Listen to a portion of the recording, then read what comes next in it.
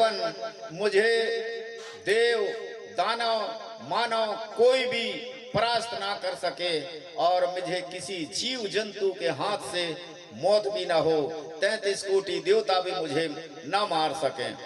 बोले तथास्तु। बहुत सारा वरदान दे दिए भगवान शंकर ने।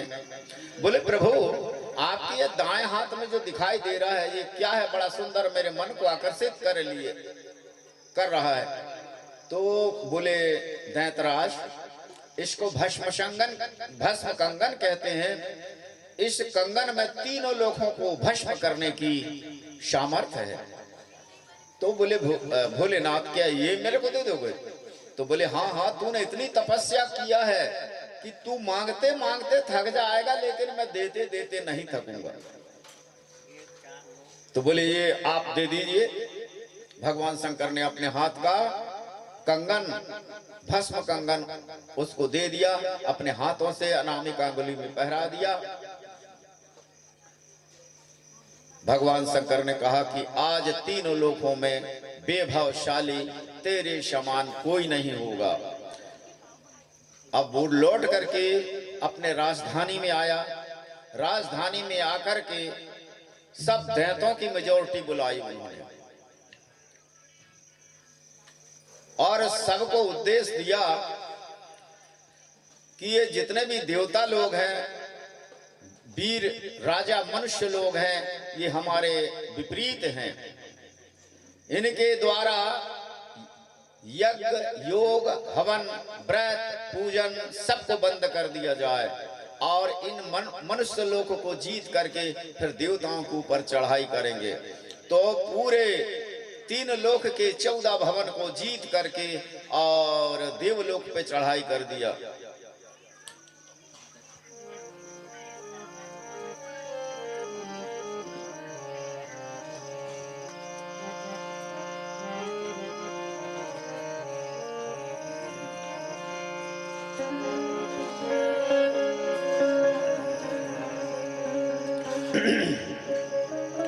पाके बर भस्मासुर भूले भगवान से, सारी दुनिया में हलचल मचाने चला, मचाने चला।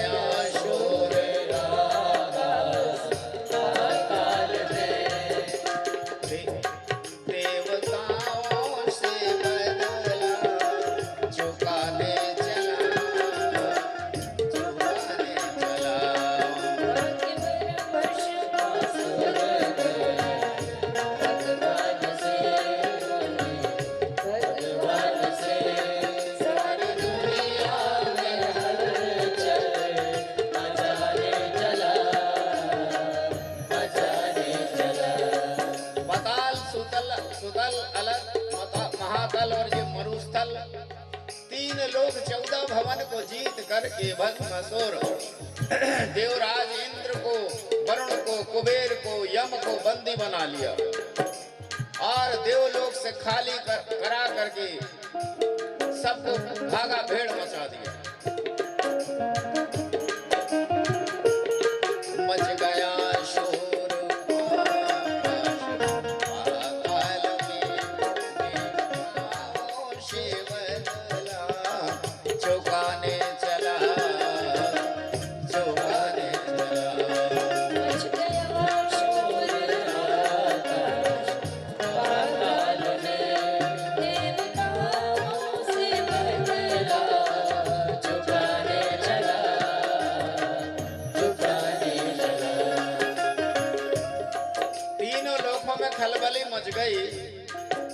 जब जब भारत देश पे स्वर्ग लोक पे संकट आ जाता है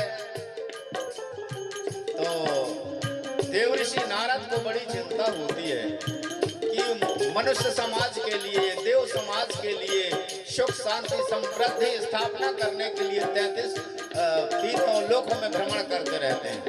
तब देखा नारद में यह तो गजब हो गया, बिना समझे ही शंकर ने वर दे दिया।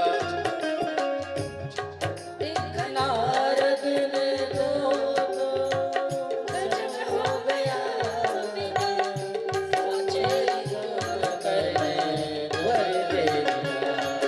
अब करते करते 1 वर्ष नहीं, 2 वर्ष नहीं, 3 वर्ष नहीं, 12 साल तक की तपस्या की, अखंड घोर अन्न जल त्याग किया।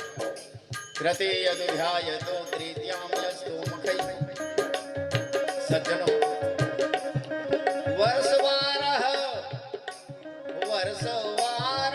तलब करके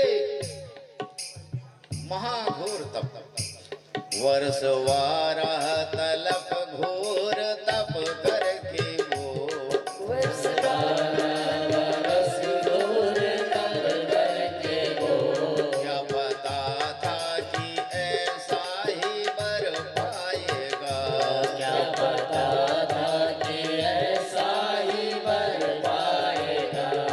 हाथ जिसके जहां सिर पे धर देगा वो, हाथ जहां सिर पे धर देगा वो, एक पलक में ही जल करके मर जाएगा। एक पलक में ही जल करके मर जाएगा। मृत्यु लोक के सब राजा महाराजा, देवलोक के जितने भी पंचलोकपाल, 10 दिक्पाल, क्षेत्रपाल थे, वो सब डरने लगे कि इसके साथ में हम सामर्थ लड़ने की सामर्थ तो कर ही नहीं सकते, वो हमारे सिर पे हाथ रख देगा तो हम तत्काल जल के भस्म हो जाएंगे। तब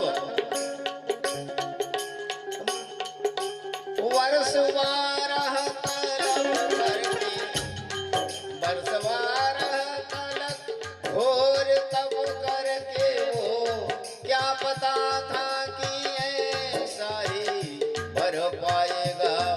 हाथ सर पे जहां जिसकी धर देगा वो तो एक पलक में ही जल करके मर जाएगा। बादलों की तरह से गरजता हुआ, बादलों की तरफ से गरजता हुआ, जमी आसमान को हिलाने चला, बाकी पर भस्मासुर भगवान से सारी दुनिया में हलचल मचाने चला, मचाने चला। देखा नारद ने यह तो गजब हो गया, बिना समझे ही शंकर ने वर दे दिया।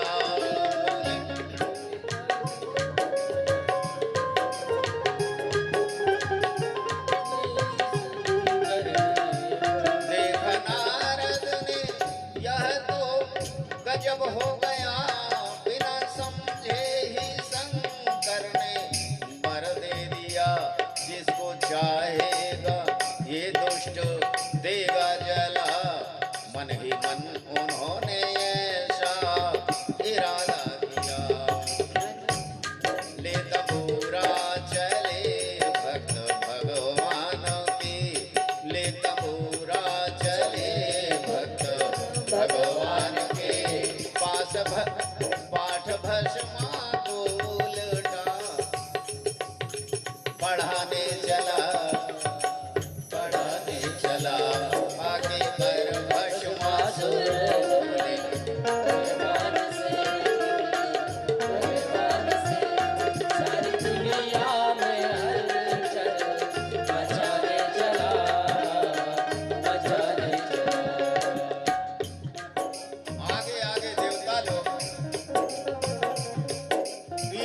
भस्म कंगन लिए उनके सिर में हाथ रखने के लिए भस्मासुर कभी पाताल लोक, मृत लोक, स्वर्ग लोक, तीनों लोकों में भागे भागे फिर रहे थे। नारद जी वहां आए, रोक कर उसको फिर बोले नारद मुनि। कहने लगे भस्मासुर जी क्या कर रहे हो? बोले भगवान भोलेनाथ से इतना बड़ा वरदान पाकर के बीवी और मैं कंगाल और मूर्ख बना रहूं, ऐसा क्या हो सकता है? तो बोले क्या वरदान दे दी शंकर जी ने? शंकर जी ने जो जो वरदान दिए थे वो सब नारद जी को बताया। कहने लगे और भस्म कंगन भी मैंने प्राप्त कर लिया हूं। रोक कर उसको फिर बोले नारद मुनि, रे मूर्ख ऐसा जहां में हुआ है कहीं। तू मूर्ख बन गया, तूने नहीं जाना कि वो बाबा ने तेरे ऊपर उल्लू की लकड़ी घुमा दिया। नारद जी कहते हैं रोक कर उसको फिर बोले नारद मुनि, रे मूर्ख दुनिया में ऐसा हुआ है कहीं। जिस भंगेड़ी ने वर तुझको ऐसा दिया तो पहले उस पर ही क्यों आजमाया नहीं। जो जो वरदान तूने मांगा तो तथास्तु बोला कि नहीं? तो बोले हाँ ऐसा तो बोला। भस्म कंगन की सामर्थ शक्ति बताते हुए भी ये देते हुए तथास्तु बोला कि नहीं? तो बोला। अरे जिनका हार में खेती नहीं, गांव में घर नहीं, खाने को दाना नहीं, पहनने को कपड़े नहीं, और वो इतना बहुमूल्य वरदान तुमको दे दे, तो ये मेरे समझ में नहीं आता। यदि दिया था ऐसा वरदान तो पहले बाबा जी कोई भस्म क्यों नहीं कर दिए भोले शंकर को? तो बोले जो मेरे को इतना बड़ा वरदान दे और मैं उसी को भस्म कर दूं तो क्या मिलेगा? तो बोले मूर्ख भस्मासुर, वो पार्वती मिल जाती तुमको। वो भी तो पार्वती परेशान है भोले बाबा से कि जिनके लिए खाने की व्यवस्था नहीं, पहनने की व्यवस्था नहीं। महाराजा हिमांचल की वो पुत्री है, लेकिन वो शमशानवासी नंग धड़ंग रहते हैं। वो इतना बड़ा वरदान तुमको क्या दे सकता है? यदि उसको यदि दिया था भस्म कंगन तो उन्हीं के सर पे रख देता और वो भस्म हो जाते शंकर जी, तो तुम्हारा वरदान की परीक्षा भी हो जाती और पार्वती तुमको बिना परिश्रम के मिल जाती। यदि आज देखे हो ना, ब्रह्मा विष्णु शंकर, वो ब्रह्मा विष्णु इंद्र वरुण सब उनकी आराधना करते हैं और राम कृष्ण सब शंकर जी की आराधना करते हैं। क्यों करते हैं? पार्वती की ही सुंदरता और सामर्थ्य शक्ति से भगवान भोलेनाथ सबको वरदान देते हैं और तीनों लोग सच्चराचर का पालन पोषण करते हैं। इसलिए भगवान शंकर की तीनों लोकों में सब कोई अनुनय विनय प्रार्थना करते हैं। अच्छा ऐसी बात है। रोक कर उसको फिर बोले नारद मुनि, रे मूर्ख दुनिया में ऐसा हुआ है कहीं। जिस भंगेड़ी ने वर तुझको ऐसा दिया तो पहले उस पर ही क्यों आजमाया नहीं। जब नारद जी ने उल्टी विद्या उसको सुनाई तो इसकी समझ में आई बात। नारद की उसको असर कर गई, बात नारद की उसको असर कर गई। तब भोले शंकर को अज माने चला, अज माने चला। पाके पर भस्मासुर को वरदान से, वरदान से लोगों में हलचल मचाने लगा, मचाने लगा। मच गया शोर आकाश पाताल में, देवताओं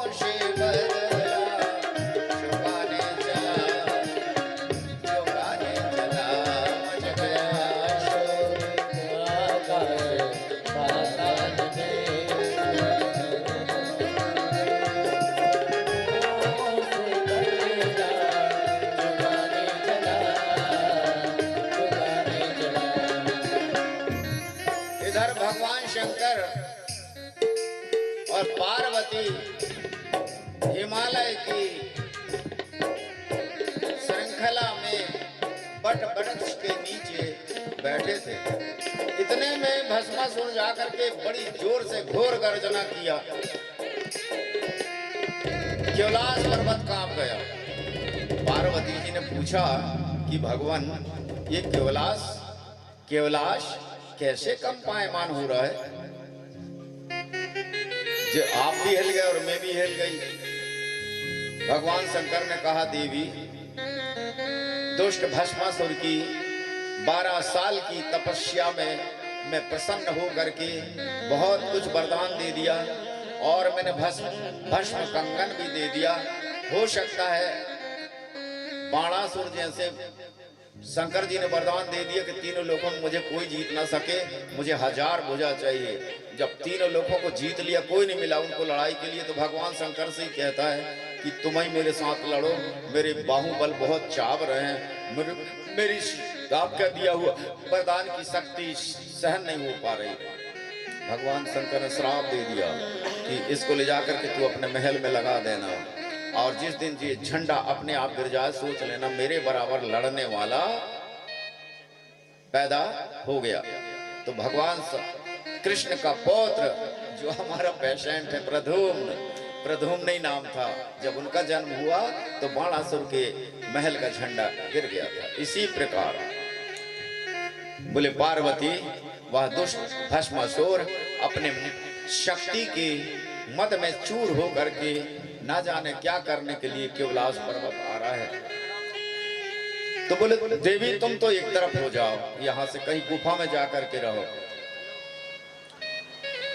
इतने बार पार्वती जी शंकर जी से अलग हो जाती हैं और भगवान भोलेनाथ वहीं स्फटिक शिला पर मृक्षाला बिछाए बैठे हुए थे। इतने में भस्मासुर वहां पे पहुंच गया।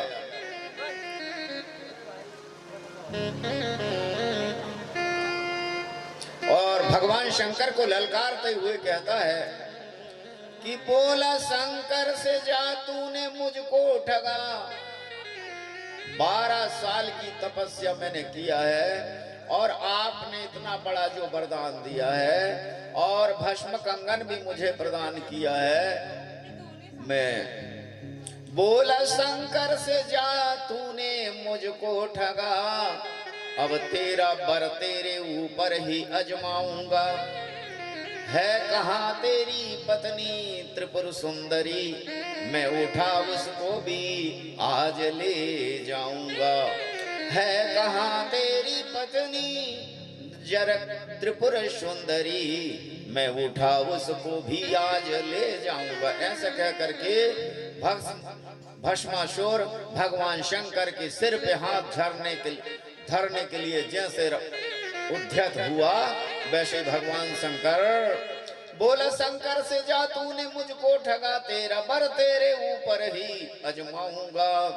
है कहाँ तेरी पत्नी त्रिपुर सुंदरी, मैं उठा उसको भी आज ले जाऊंगा।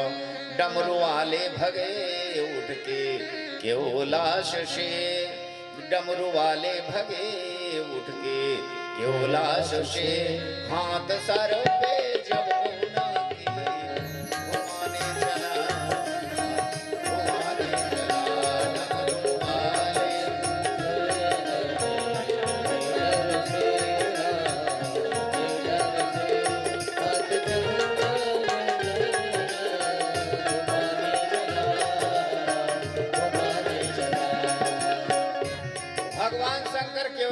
भगे सीधे पाताल, पूरे मृतलोक में घूमे।